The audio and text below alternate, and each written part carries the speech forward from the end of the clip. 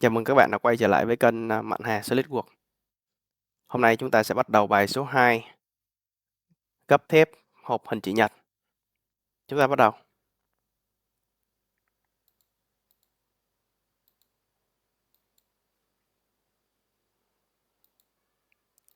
Tạo một sketch trên mặt phẳng front.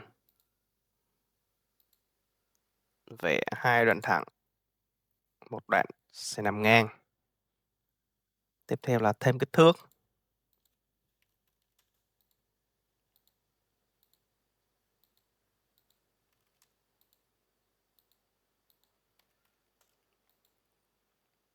Chúng ta tạo thép hộp. Chọn tab Webman. Chọn Structural Member. Tiêu chuẩn là ISO.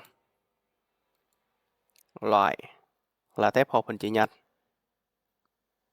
Kích thước là 50 x 30, dày 2 ly 6.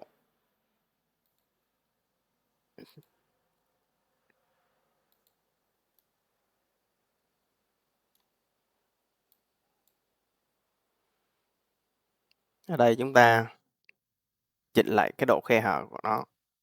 Đây là 0 thành 0.5.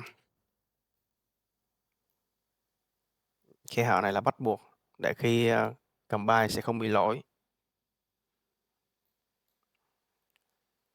Local profile, ta sẽ là sửa lại đường dẫn và điểm phía ngoài. Ok. Ta sẽ sửa lại kích thước thép hộp lại. Edit sketch.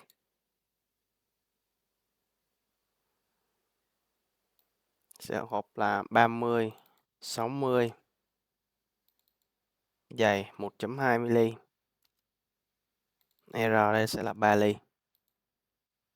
Ok. Bước tiếp theo, chúng ta tạo một thép tấm trên sketch ban đầu.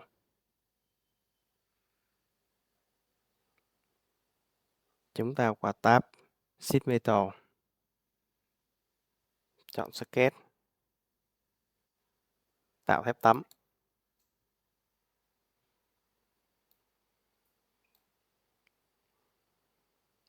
Độ dày ở đây sẽ bằng với độ dày của thép hộp.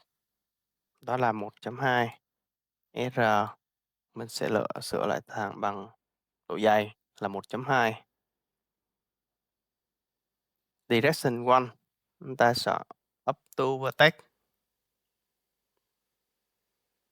Chọn điểm số 1 đây. Tương tự như vậy với direction 2. Chúng ta chọn điểm số 2.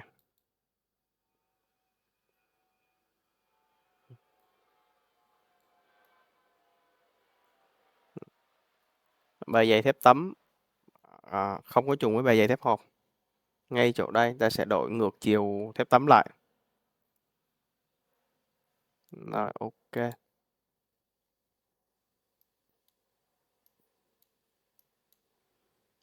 Hiện tại chúng ta có 3 body là 2 phần của thép hộp và 1 phần của thép tấm.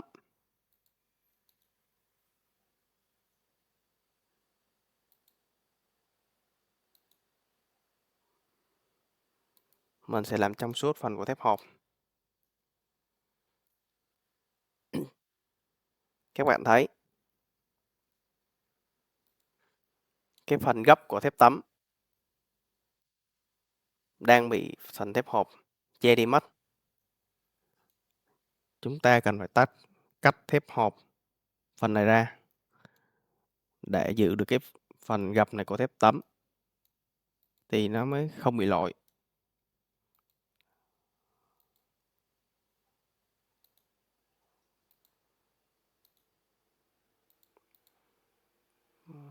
Chúng ta sẽ tạo một lệnh cắt trên mặt phẳng front. Rồi, chúng ta tạo mặt cắt ở mặt phẳng front để dễ quan sát. Vẽ một đường tròn.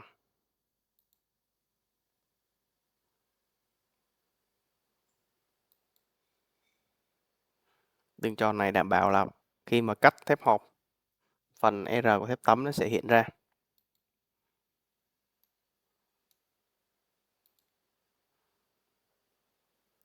Ta chọn Extrude Cut. Hướng mình sẽ chọn là Tone Box. Phần cắt mình sẽ chọn là 2 thép hộp. Ok.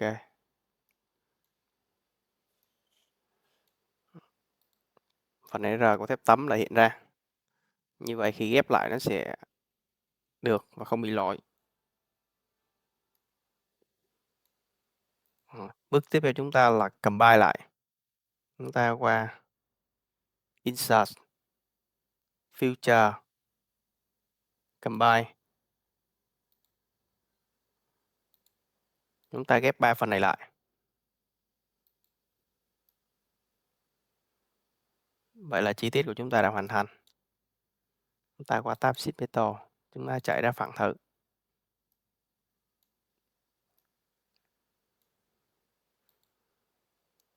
Với thép hộp hình chữ nhật thì cũng giống như bài thép hộp vuông. Nhưng nó có một chút khác là thép hộp chữ nhật sẽ có một cạnh dài và một cạnh ngắn. Chiều gập này thì đang gập trên cạnh dài. Nhưng mà nếu muốn thay đổi gập qua cạnh ngắn thì sẽ làm như thế nào? Chúng ta sẽ sửa sketch của thép tấm ban đầu. Sửa sketch của thép hộp lại. Hôm nay chúng ta sẽ đổi ngược lại hai kích thước này. Ta sẽ sửa kích thước ngắn thành kích thước dài. Và kích thước dài sẽ thành kích thước ngắn.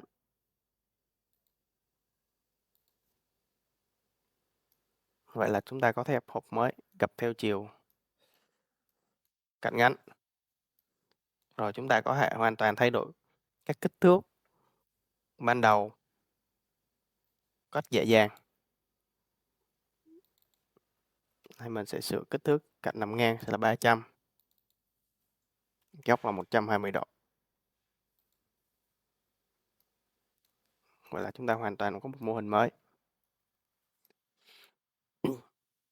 Chúng ta chạy phẳng chi tiết này ra. Chúng ta lưu lại. Đây là part 2. Đồng thời lưu lại file step.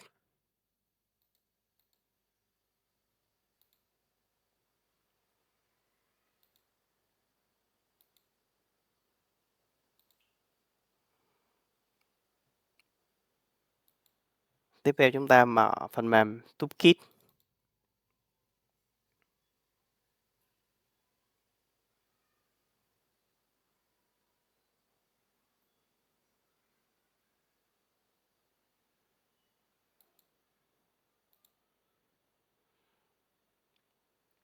Add from file. Chúng ta chọn cái file step mới lưu lúc nãy. Ấn Open.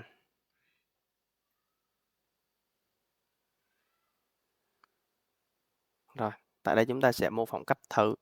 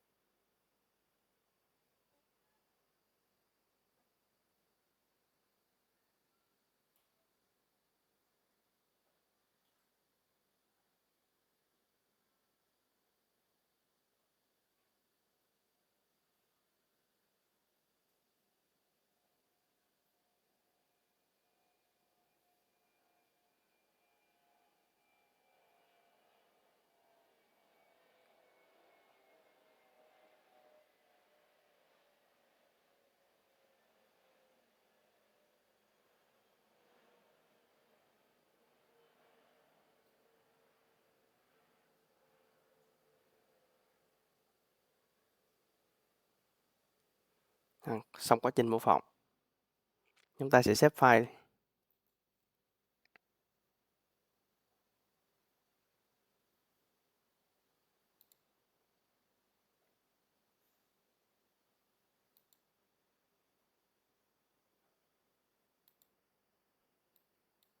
Mình sẽ xếp trên ống dài 3 mét. Mình sẽ chỉnh số lượng ở đây là thành 2 cây.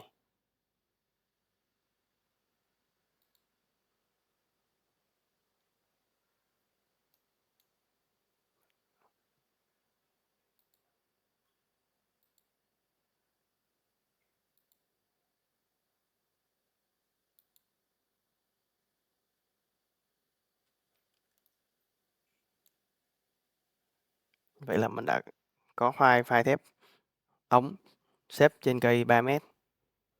Rồi chúng ta sẽ xuất các file.